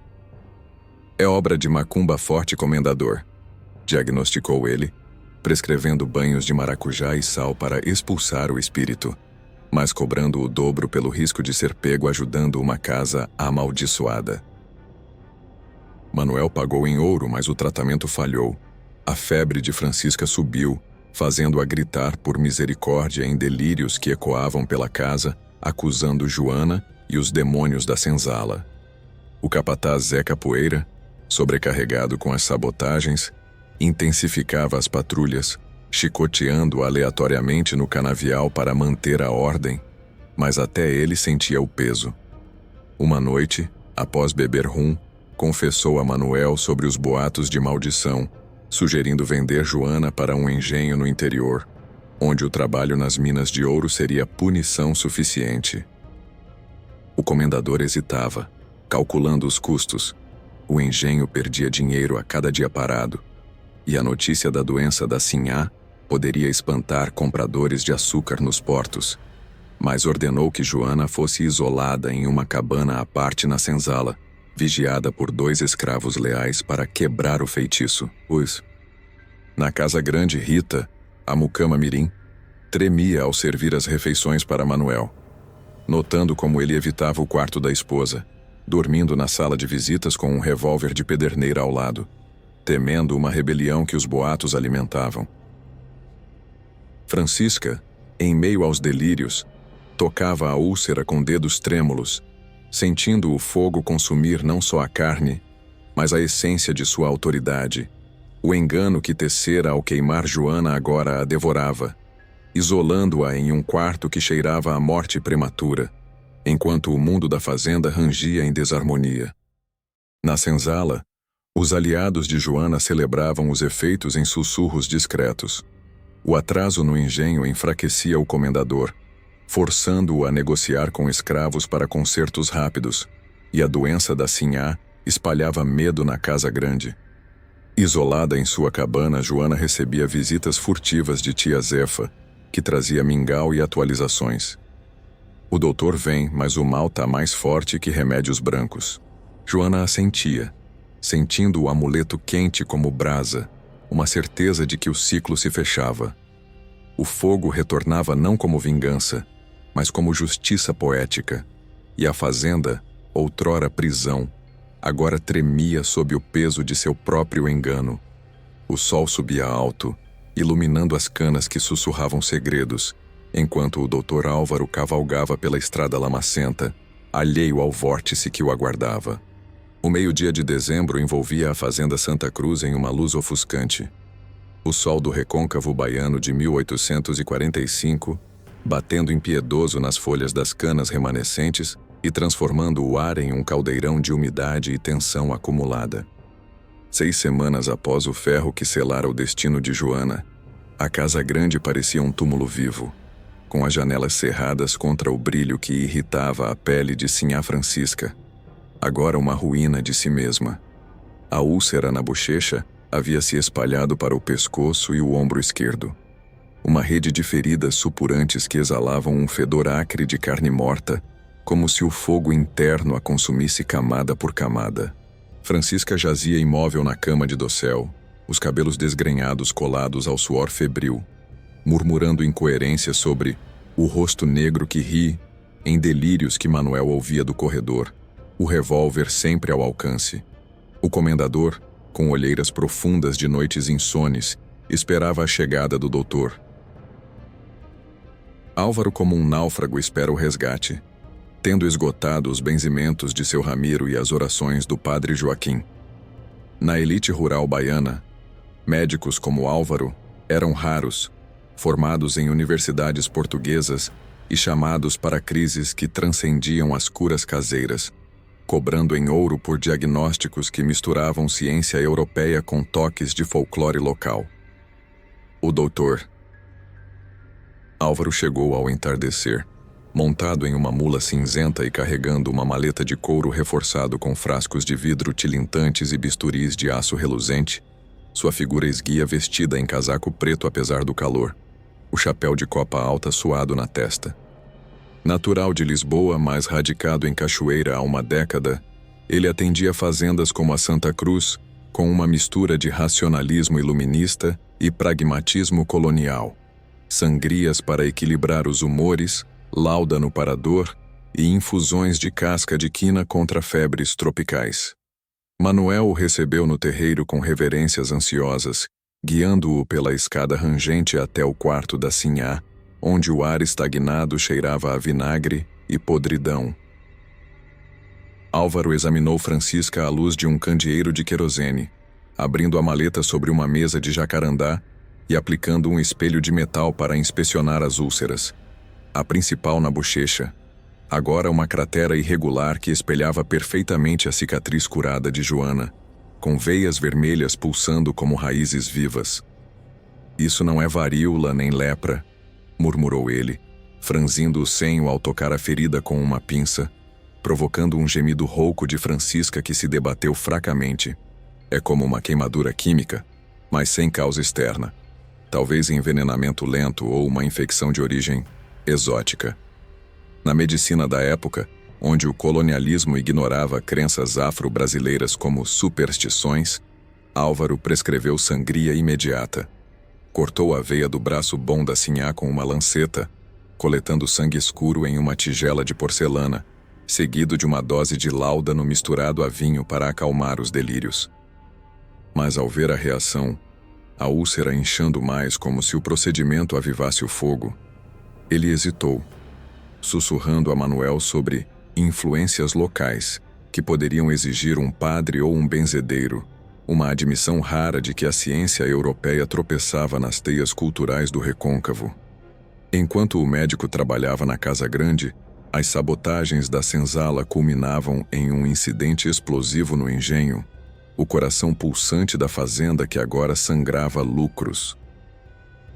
Pedro, seguindo o plano sussurrado na noite anterior, havia enfraquecido uma caldeira de cobre durante a manutenção matinal, soltando uma válvula que permitia vapor excessivo se acumular. Um ato sutil, disfarçado de descuido ao limpar as prensas, mas calculado para sobrecarregar o sistema.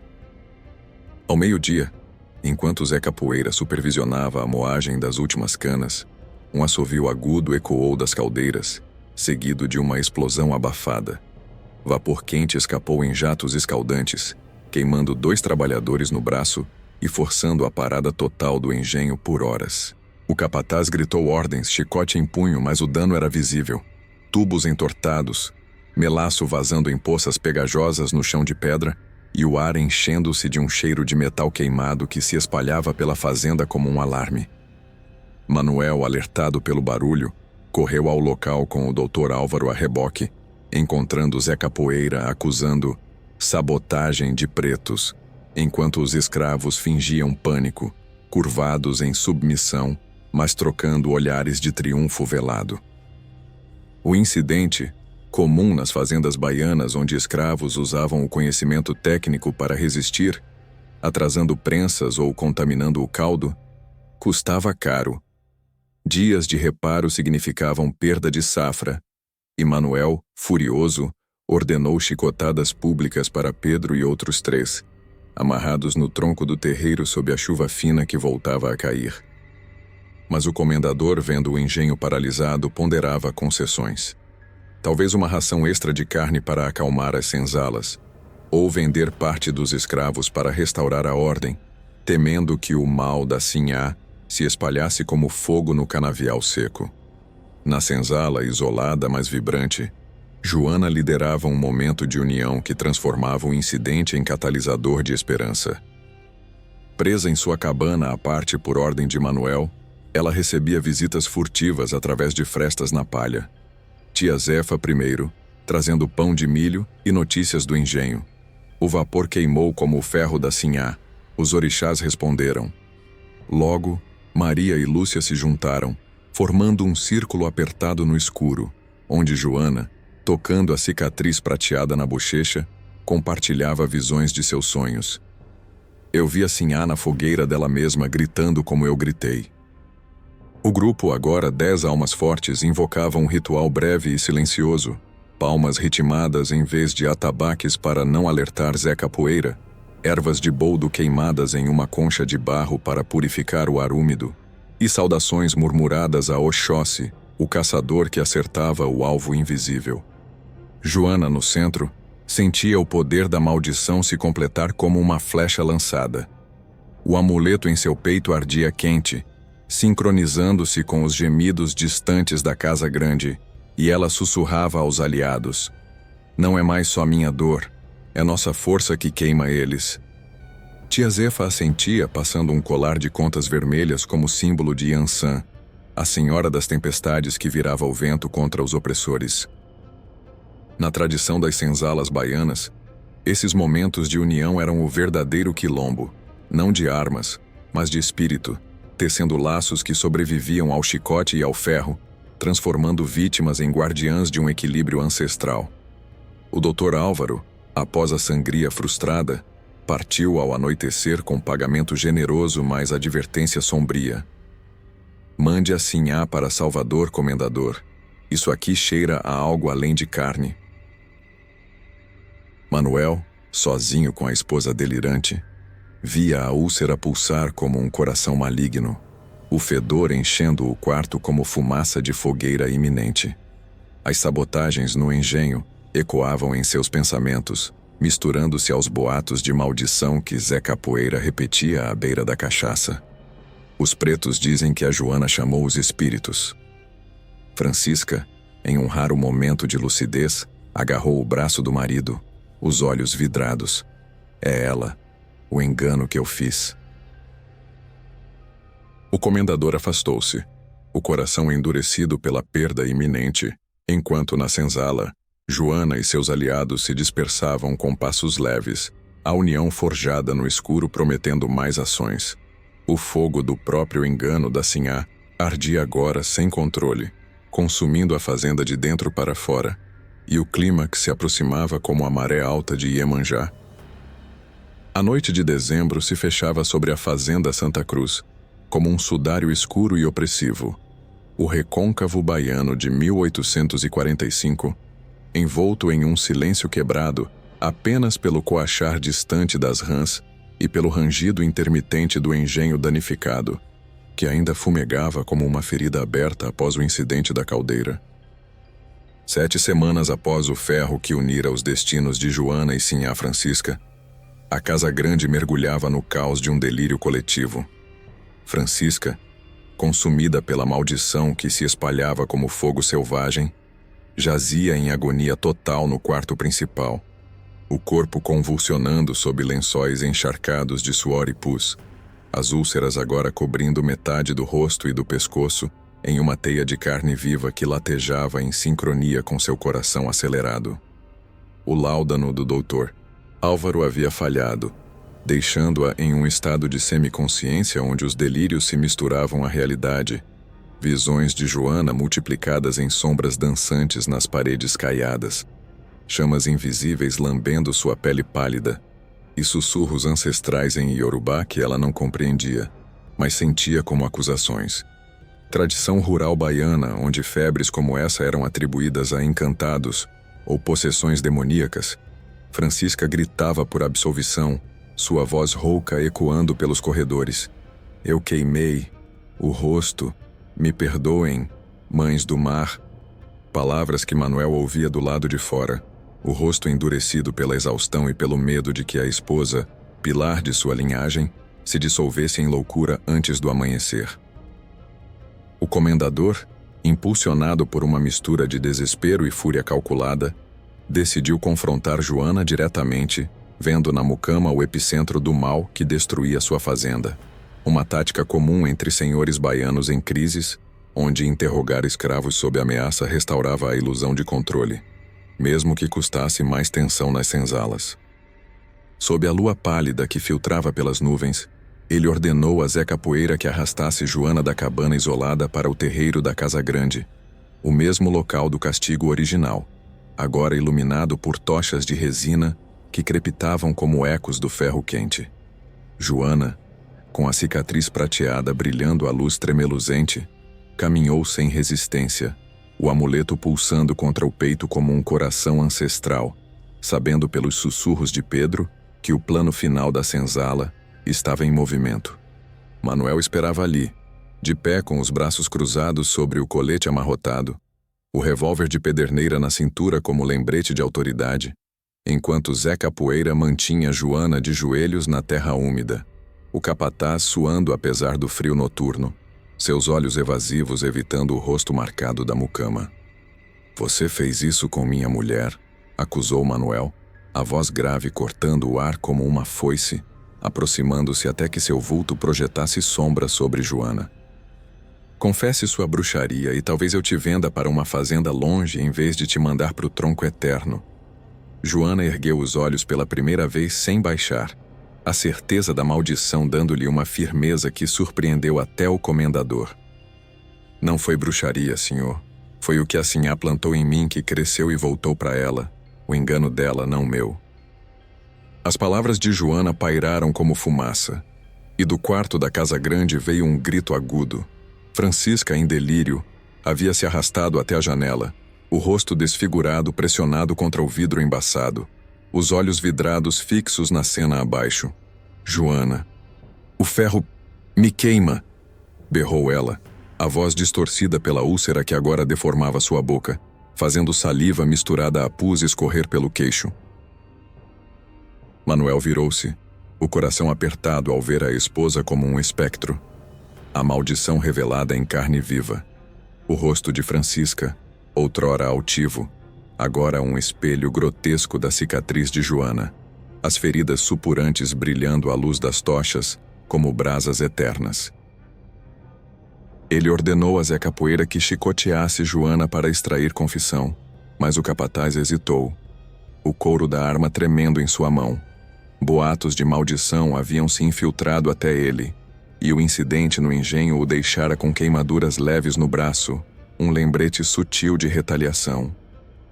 Joana não gritou quando o primeiro golpe caiu, absorvendo a dor como oferenda aos ancestrais, e Francisca, assistindo da janela, convulsionou em agonia sincronizada, caindo de joelhos no quarto com um gemido que ecoou pelo terreiro. O confronto, destinado a restaurar ordem, só expunha o colapso. Manuel recuou, dispensando Joana com um gesto fraco, enquanto Zé Capoeira a levava de volta à senzala, murmurando preces católicas misturadas a medos pagãos. Na elite baiana da época, onde senhores como Manuel temiam que confrontos assim incitassem rebeliões, ecoando a revolta dos malês de 1835 em Salvador, o comendador sentia o chão da autoridade ruir, o engano de Francisca se estendendo a ele como herança amaldiçoada. Enquanto o confronto se desenrolava, a senzala executava o plano final com precisão silenciosa, um golpe maestro que precipitava o colapso da Casa Grande. Tia Zefa, liderando o círculo ampliado para 15 almas, incluindo Manoel, Maria, Lúcia e Pedro, agora marcado por chicotadas frescas, havia preparado uma infusão potente de ervas, raízes de mandrake colhidas no mato, misturadas a pó de enxofre roubado da cozinha, e folhas de arruda para amplificar o mal. Sob o pretexto de levar água fresca à casa grande, Lúcia, a parteira, infiltrou-se na cozinha externa e despejou a mistura nos barris de água potável, um ato de envenenamento sutil que causaria náuseas e alucinações nos moradores brancos, sem deixar traços óbvios. Uma tática ancestral das senzalas baianas onde escravos usavam plantas tóxicas para enfraquecer senhores sem rebelião aberta, arriscando apenas o pelourinho se descobertos. Ao mesmo tempo, Pedro e Manoel sabotaram o poço principal da Casa Grande, entupindo-o com terra e raízes para forçar o uso dos barris contaminados, enquanto Maria espalhava rumores entre os escravos da cozinha sobre água amaldiçoada pela Sinhá. O plano, sussurrado no ritual da noite anterior sob a lua minguante, invocava Exu para abrir caminhos e Iansã para soprar o vento da mudança, transformando a resistência em um ciclo fechado de retribuição. Joana, retornando à cabana com o corpo ardendo do chicote mas o espírito elevado, sentiu o amuleto vibrar como um sinal. O delírio de Francisca gritava não só dor, mas confissão, e a infusão nas águas aceleraria o fim, isolando a Casa Grande em seu próprio veneno. Na Casa Grande, os efeitos do plano se manifestaram rapidamente. Manoel, bebendo um copo de água para aplacar a garganta seca após o confronto, sentiu uma náusea subir como bile, atribuindo-a ao estresse. Mas logo Rita, a mucama mirim, vomitou no corredor, e Zé Capoeira, rondando o terreiro, curvou-se em ânsias ao redor da fogueira. Francisca, no quarto, bebeu da jarra contaminada em delírio, e sua febre explodiu em convulsões violentas, as úlceras sangrando fresco, como se o ferro tocasse novamente, o corpo arqueando em uma fogueira interna que a consumia viva. Manoel, correndo ao quarto, encontrou a esposa rolando no chão, gritando: "O engano! Meu engano! Joana, me livre!" Uma revelação que quebrou sua compostura. Ele, que construíra a fazenda sobre correntes e chicotes, via agora o custo poético de sua herança. O comendador trancou as portas, temendo que o mal se espalhasse. Mas o colapso era inevitável. O engenho parado, a safra perdida, e a Sinhá ardendo em sua própria fogueira de ilusões destruídas. Na senzala, o grupo se reunia em silêncio triunfante. Joana no centro tocando a cicatriz como um selo de vitória, sabendo que o amanhecer traria o fim. Não de sangue, mas de um equilíbrio restaurado, onde o fogo dado retornava ao doador, e a fazenda, outrora prisão, respirava pela primeira vez em liberdade velada. O amanhecer de dezembro se erguia sobre a fazenda Santa Cruz, como uma luz pálida e misericordiosa, o recôncavo baiano de 1845, banhado em uma névoa que subia das terras úmidas como o vapor de uma febre finalmente quebrada, 8 semanas após o ferro que acendera o ciclo inexorável de dor e retribuição. A Casa Grande, outrora símbolo de opulência colonial com suas paredes caiadas e varandas de madeira nobre, agora parecia uma relíquia em ruínas. Janelas trancadas contra o sol nascente, o ar impregnado de um cheiro azedo de doença e derrota, e o sino do engenho silencioso pela primeira vez em meses, as prensas enferrujadas paradas como ossos de uma máquina morta. Sinhá Francisca, consumida pela maldição que tecera em sua própria carne, jazia imóvel na cama de dossel, o corpo exausto após a noite de convulsões violentas provocadas pela infusão nas águas. As úlceras haviam se fundido em uma crosta negra e supurante que cobria o lado esquerdo do rosto, deformando-a em um espelho grotesco e final da cicatriz de Joana, o fogo interno apagando-se em um sussurro de respiração rasa.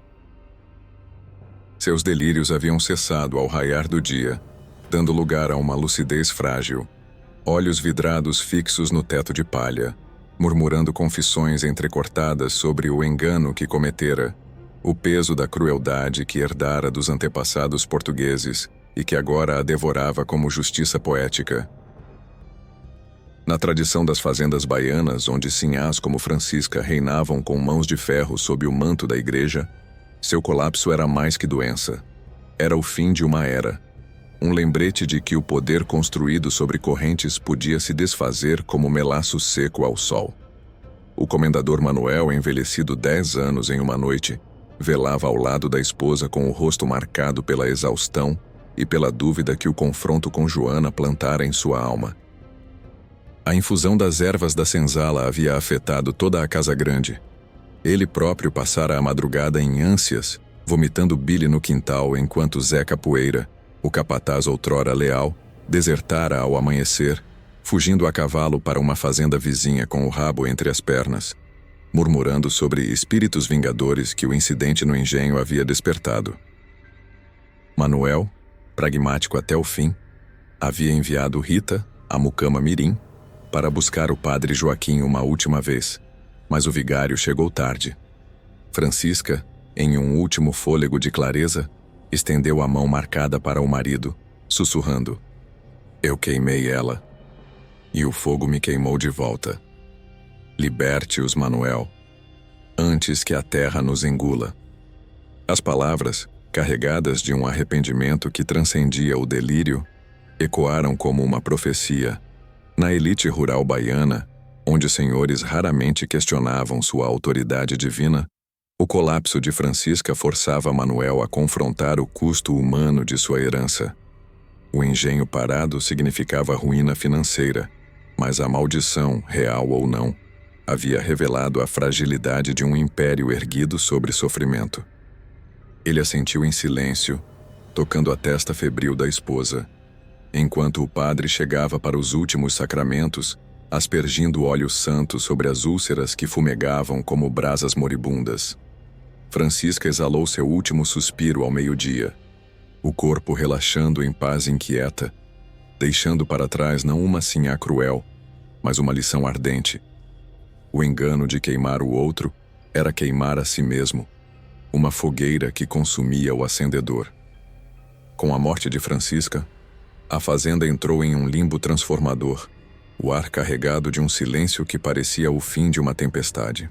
Manuel, viúvo e isolado, convocou os escravos principais ao terreiro ao entardecer, não para castigo, mas para uma assembleia rara, onde a autoridade senhorial se curvava à necessidade de sobrevivência. Joana, escoltada por tia Zefa mais 100 correntes, emergiu da senzala como uma figura central, sua cicatriz prateada brilhando ao sol poente como um selo de vitória ancestral. O amuleto em seu peito agora um farol de força coletiva. O comendador, de pé sob o jambeiro florido que testemunhara o castigo original, anunciou com voz rouca: "Assim se foi, levada pelo mal que plantamos aqui. O engenho recomeça amanhã, mas sem chicotes por 1 mês, ração extra, e quem souber consertar as prensas, ganha folga." Não era liberdade plena. A abolição ainda ecoava distante nas capitais, mas uma concessão prática, enraizada no medo da maldição e na sabedoria de que senzalas unidas podiam paralisar uma fazenda. Os escravos, representados por Manuel e Pedro, assentiram em silêncio, sabendo que as sabotagens haviam forçado a mão do senhor, transformando resistência em negociação velada. Joana, de olhos firmes, encontrou o olhar de Manuel por um instante, transmitindo sem palavras a certeza de que o ciclo se rompera. Sua marca não era mais prisão, mas emblema de um poder que os orixás haviam restaurado. Na senzala, o legado da história se tecia como uma tapeçaria viva, as mulheres reunindo-se ao redor da fogueira central para contar o que havia acontecido, não como tragédia, mas como lenda de retribuição. Tia Zefa, com voz rouca de contadora ancestral, narrava os detalhes. O ferro que queimara Joana, a maldição que ardara em Francisca, o plano das ervas que acelerara o fim e a união que dobrara o comendador sem derramar sangue. Joana, sentada no centro com Maria e Lúcia a seus lados, tocava a cicatriz como um talismã compartilhado, passando o colar de contas vermelhas para as mais jovens, sussurrando: "O fogo dela nos uniu. Agora, nossa força ilumina o caminho." Nas senzalas do recôncavo, histórias como essa circulavam como sementes ao vento. Lendas de sinhás que ardiam em seu próprio engano, inspirando rituais de Iemanjá e Exu que fortaleciam a resiliência contra o jugo colonial. Manuel, observando de longe da varanda, via a fazenda renascer devagar. O engenho rangendo novamente sob mãos mais livres, as canas crescendo como testemunhas silenciosas, e Joana emergindo como guardiã invisível, sua presença um lembrete de que a verdadeira prisão era o ódio do opressor e a liberdade, tecida na teia da senzala. Anos depois, quando a Lei Áurea ainda era um sussurro distante, a fazenda Santa Cruz mudou de mãos, mas a lenda persistiu.